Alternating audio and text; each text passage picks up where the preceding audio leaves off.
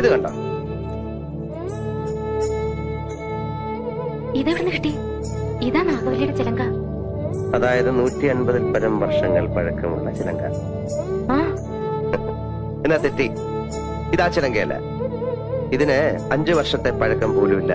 എന്ന് വെച്ചാൽ നാഗവല്ലിയുടെ വിലപിടിപ്പുള്ള ഒറിജിനൽ ചിലങ്ക തെക്കിനിയിൽ നിന്ന് പോയി എന്നർത്ഥം. എവിടെ പോവാൻ? ഇത് തന്നെ ആണെന്ന് തോന്നാം, പക്ഷെ ഒറിജിനൽ അല്ല. ചുമ്മാ ഇരി സണ്ണി. പുരാവസ്തു ഗവേഷണം എന്നും പറഞ്ഞ് ഞാനും കുറച്ചു വർഷം ഉറക്കം അടച്ചതാ.